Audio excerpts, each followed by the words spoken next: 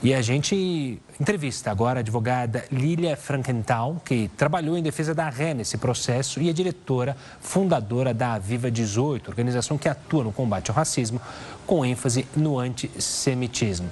Doutora, uma boa noite, obrigado pela participação aqui conosco. Boa noite, Renata.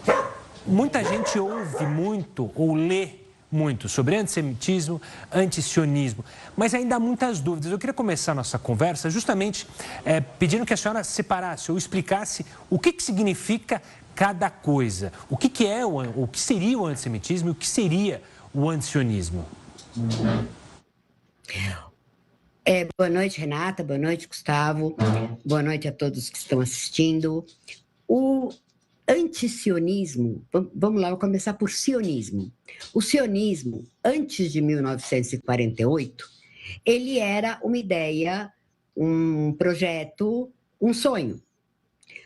Depois de 1948, Israel já existe. Então, não há mais que se falar em antisionismo. Ele já se concretizou. E o antisionismo, hoje, você falar em antisionismo, é você pegar todos que moram naquela faixa do rio ao mar, em Israel, e afogar, né? Porque não há mais que se falar em antisionismo. Não há mais que se falar que isso é um projeto ou uma ideia. Isso já é concreto. Então, quando as pessoas hoje falam que os sionistas são vermes, que os sionistas são assassinos, que os sionistas são pessoas de baixo poder cognitivo, que os sionistas são isso ou aquilo, elas estão, no fundo, usando o antisionismo para serem antissemitas. Vou aqui entrar num exemplo muito fácil. Na época do Bolsonaro, falava-se Bolsonaro genocida. E aqui eu não vou entrar no mérito disso ou não, estou dando um exemplo só. Hoje fala-se as críticas para Israel. Ninguém falou Brasil genocida. Quando você usa um país inteiro, você engloba aquele povo que está lá dentro.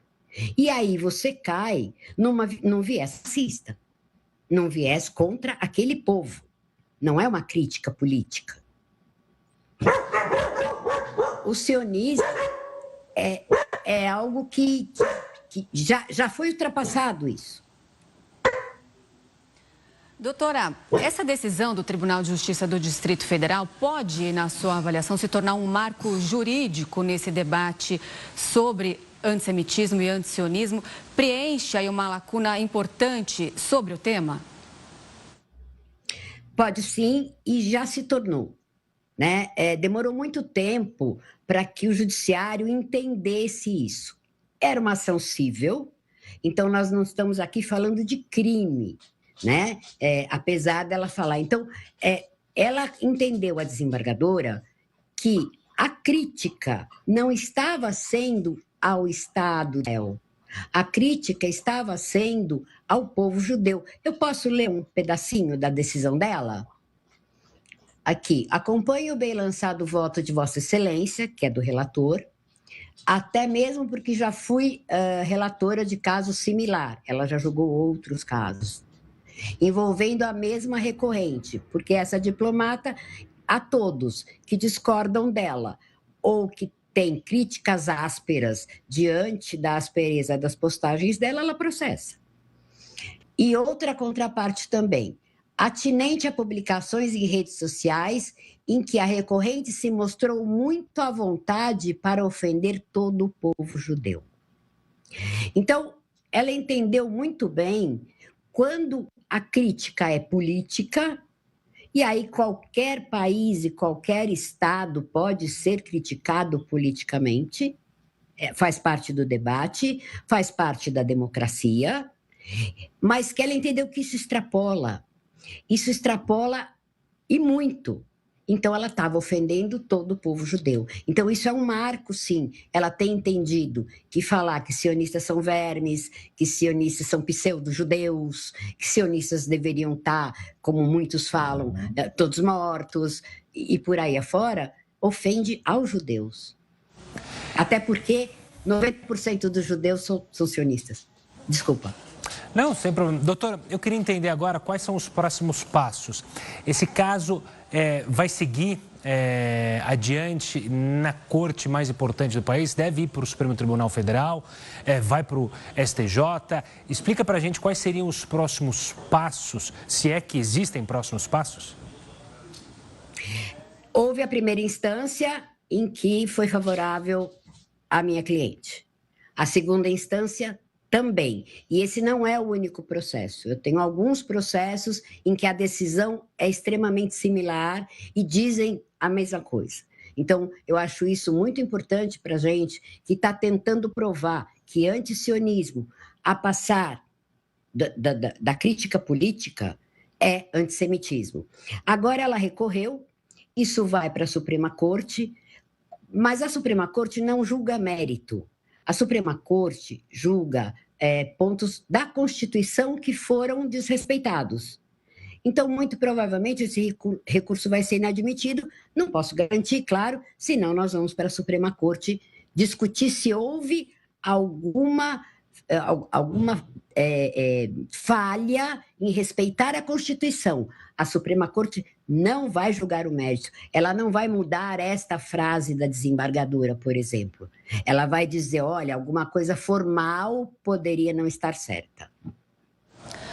Doutora, a decisão afirma que liberdade de expressão não autoriza ofensas a coletividades.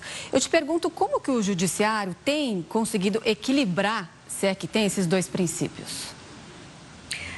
É muito tênue a linha, é muito sutil. Tá? Mas no caso do ataque a minorias, e os judeus são uma minoria protegida, inclusive no habeas corpus, bem antigo, do caso Elvan, foi decretado que os judeus são uma raça não biológica, mas uma raça que constitui uma raça pela tradição, por toda uma série de outros pontos. Então, sim, isso vai ajudar que tudo possa ser visto de uma outra maneira, né? E isso coloca a justiça realmente funcionando. Doutora, a comunidade, não só no Brasil, mas como a gente está se tratando de Brasil, eu vou me restringir, obviamente, ao nosso país. Tem afirmado constantemente que ataques antissemitas têm ocorrido com muito mais frequência ultimamente. Do ponto de vista aqui no Brasil, de fato isso tem ocorrido e a ação da justiça tem poder para tentar diminuir ou conscientizar justamente as pessoas? Vamos lá, eu vou separar em duas coisas. Sim, o antissemitismo atingiu níveis alarmantes, inclusive no Brasil. No mundo inteiro, a gente já viu a Austrália, a gente já está vendo tudo o que está acontecendo, porque esse discurso de ódio não está sendo segurado. Quando alguém fala antisionismo não é nada, acontece o que aconteceu, por exemplo, na Austrália, né? E sim, a gente tem que lutar e ter... quando alguém é punido por antissemitismo, e houve aí há 2 semanas, o José Olímpio foi condenado à prisão. Se ele vai cumprir a prisão ou não, é outra história. Mas houve uma condenação por uma postagem feita no Facebook. Então, quando isso começa a acontecer, você começa a mostrar que isso é errado perante a lei e que as pessoas vão ser punidas. Só eu tenho 85 processos contra antissemitas. A justiça no Brasil é lenta? Sim, ela vai mais devagar, depende da gente acelerar, mas ela existe. Então, as pessoas vão começar a ser punidas e vão entender que isso é crime. Então, se a pessoa é racista, se a pessoa é antissemita, ela vai ter que guardar para ela vai ter que parar de destilar discurso de ódio.